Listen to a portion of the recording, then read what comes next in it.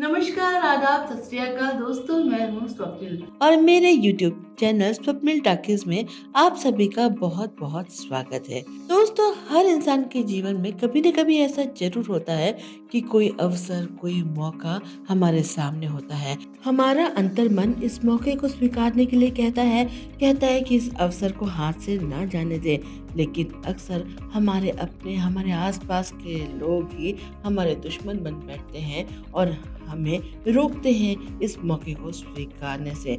अक्सर लोग दुनिया की बातों में आ जाते हैं और ऐसे अवसर हाथ से खो बैठते हैं। लेकिन कुछ लोगों में इतनी हिम्मत होती है कि अपने अंतर्मन की पुकार सुनते हैं और जिंदगी में आगे बढ़ते हैं। अक्सर ऐसे ही मौके जिंदगी के टर्निंग पॉइंट साबित होते हैं। दोस्तों, आज हम बात करने जा रहे हैं फिल्म इंडस्ट्री की सबसे एकम्प्लिश्ड, सबसे सक्षम, सबसे खूबसूरत अभिनेत्री, बेहद गरिमामय व्यक्तित्व की स्वामिनी, दादा साहब फाल्के अवार्ड से सम्मानित वहीदा रहमान जी के बारे में। दोस्तों, वहीदा रहमान जी के जीवन से जुड़ा एक दिलचस्प किस्सा उन्होंने अपने ही एक इंटरव्यू में शेयर किया है। बात है सन 60 के दशक की, जब वो गाइड फिल्म की शूटिंग कर रही थी। जैसा कि सभी जानते हैं कि गाइड का जो वहीदा रहमान जी का किरदार था काफी बोल्ड था। रोजी नाम की एक शादीशुदा महिला का उन्होंने रोल किया था, जो अपने से उम्र में काफी बड़े अपने पति के साथ एक असफल शादीशुदा जिंदगी से बाहर निकलती है। एक कुशल नृत्यांगना है और अपने करियर पर फोकस करती है और इस सफर में वो अपने एक मित्र की सहायता लेती हैं और उनके साथ उनकी प्रेम कहानी आगे बढ़ती है। तो इस तरह का किरदार इससे पहले फिल्मों में नहीं आया था। काफी नॉर्मल सा किरदार था लेकिन काफी बोल्ड था। तो वहीदा रहमान जी जब इस रोल को कर रही थी, वो जानती थी कि ये रोल इतना आसान नहीं है और फिल्म इंडस्ट्री में जहां हीरोइन को एक सती सावित्री के रूप में प्रस्तुत किया जाता है, वहां इस तरह का बोल्ड रोल करना बहुत बड़ी हिम्मत की बात थी उस वक्त। उन्हीं दिनों उनकी एक और फिल्म की भी शूटिंग चल रही थी जिसका नाम था नीलकमल और जिसके डायरेक्टर थे श्री राम महेश्वरी जी। तो राम महेश्वरी जी को जब पता चला कि वहीदा रहमान इतना बोल्ड रोल कर रही हैं, तो वो बहुत नाराज हुए।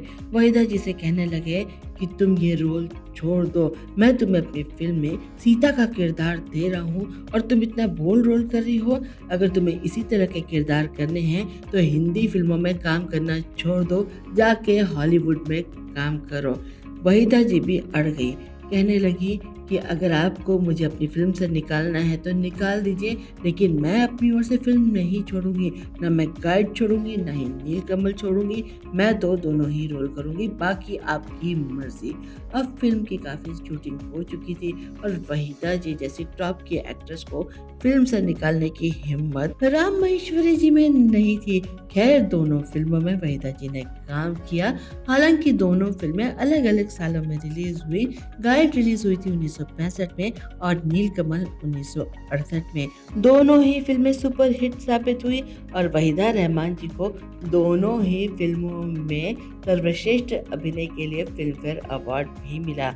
लेकिन गाइड में जो वहीदा जी का रोल है वो आज तक कोई नहीं भूल पाया है। वहीदा जी की बेमिसाल खूबसूरती, बेहतरीन अदाकारी, अद्भुत नृत्य कौशल और उनके गरिमामय व्यक्तित्व ने मिलकर रोजी जैसे कॉम्प्लेक्स किरदार को भी अविस्मरणीय बना दिया।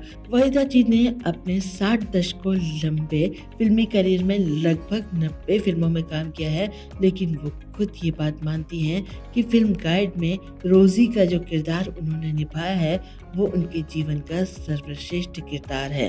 तो दोस्तों, देखा आपने कि अगर इरादों में मजबूती हो, अपने निर्णय पर भरोसा हो, तो पूरी दुनिया को गलत साबित किया जा सकता है। और वहीदा जी ने भी ऐसा ही किया। कहा जाता है कि जब गाइड फिल्म रिलीज हुई थी और चारों तरफ वहीदा जी के अभिनय की तारीफ हो रही थी, उन्हें अवार्ड से नवाजा जा रहा था, तो खुद नीलकमल के प्रोड्यूसर डायरेक्टर साहब ने वहीदा जी के लिए बुके भेजा था और उन्हें बधाई भी दी थी। तो दोस्तों, आज के लिए बस इतना ही। कुछ नए किस्से लेकर मैं फिर आपके सामने हाजिर होंगी। मेरे चैनल को लाइक करिए, इसे शेयर करिए और सब्सक्राइब भी जरूर करिए। फिर मिलूंगी, चलती हूँ, नमस्कार।